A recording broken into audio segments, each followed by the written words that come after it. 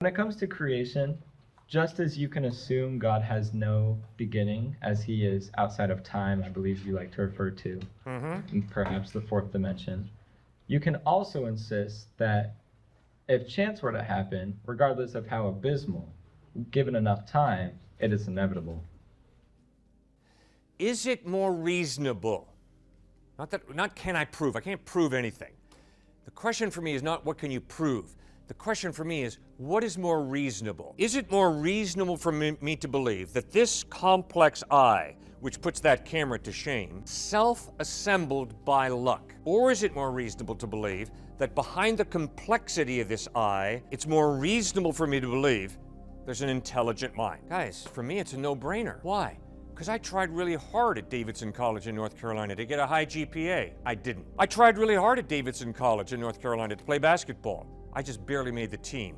Every game I had a good seat to watch everybody else play. Why? Because to get a ball to go through a hoop that's 10 feet off the ground doesn't happen by accident, guys. It takes amazing thought, amazing coordination to get a little stinking basketball to go through a hoop 10 feet off the ground. And if you've played ball, you know what I'm talking about. And you also know that to get a high GPA doesn't happen by accident. And you don't get A's on exams by just going to the exam and allowing the real you to flow out all of the paper.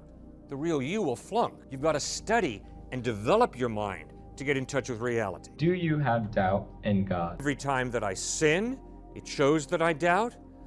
And plus, not just because of my stubborn will, but because of my intellect, I doubt.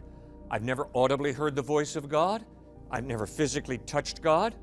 So I've got plenty of doubts at different times. But guess what I've been doing with my doubts? Exactly what I've just been doing with you. I mean, if you have doubts, you can't say, oh, I doubt, therefore God doesn't exist. You can't say, oh, I doubt, therefore Jesus didn't rise from the dead. No, if you've got doubts, be honest and go study the evidence. And if the evidence is there is no God, then don't believe in God, because the evidence doesn't support it. But if the evidence points to God's existence, follow the evidence. Put your faith in him. If the evidence is Jesus Christ did not rise from the dead, don't believe he rose from the dead. But if the historical evidence is he really did die, he really was buried in the tomb of Joseph of Arimathea, and 3 days later he really did rise from the dead, and over a period of 40 days he really did appear to over 500 people, Paul writes in 1 Corinthians 15, who saw him risen from the dead, then follow the evidence. I mean, guys, that's the way we live our lives. I don't think you came to OSU because you thought it was the worst university on the planet. I think the majority of you came to OSU because the evidence was it was the best university for you at your academic place in life, in terms of your interests of study. And so the evidence is OSU is good, and that's why you're at OSU. I mean, isn't that the way you guys live your lives? I mean, it's the way I live my life. It's got to be evidence. I can't prove to you that OSU is the best university for you. But the evidence is, it's an incredibly fine university, and that's why you're studying here. I don't understand why it would be such a leap of faith, in your perspective, to follow the Big Bang if you can recognize evidence leading to it just as you can for creation through God. It is almost as if both are buying a lottery ticket when you know the chances are rather good. Do you think I believe in the Big Bang? I do. Why? Because the evidence is there was a beginning. And that's exactly what the Big Bang is teaching. The Big Bang is saying the universe is not eternal. There is a beginning. Well, that's exactly what I, as a follower of Christ, believe. The universe is not eternal. There was a beginning. Who discovered the Big Bang? George Lemaitre, who was a Belgian Catholic priest, was one of the initial people who described the Big Bang. And when Albert Einstein heard George Lemaitre give a lecture on the Big Bang, Einstein walks out of the lecture saying, that is the most incredible description of the origin of the universe I've ever heard. And Arno Penzias in the 1960s, a brilliant scientist, begins to study background noise of the universe and say, yeah, the Big Bang is true. Well, guess what, guys? Arno Penzias was a committed follower of Christ.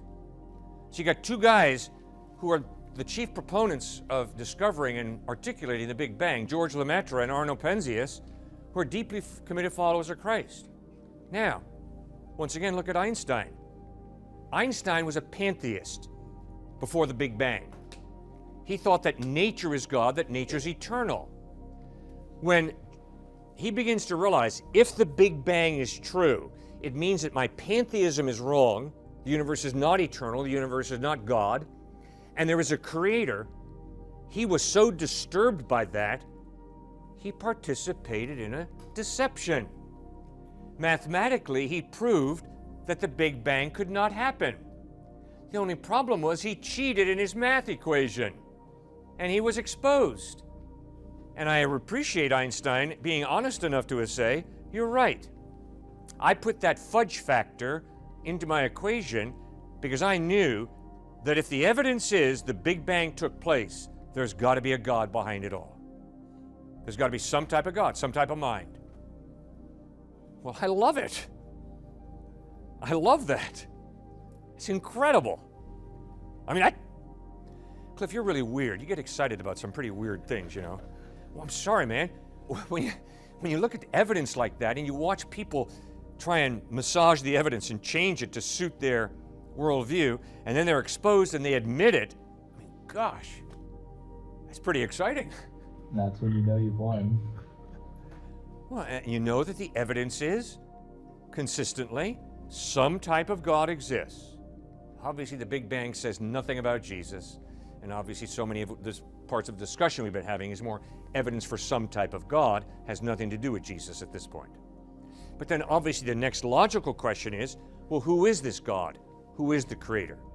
And that's what Jesus claims to be. He claims to be the creator opening up and revealing who he really is.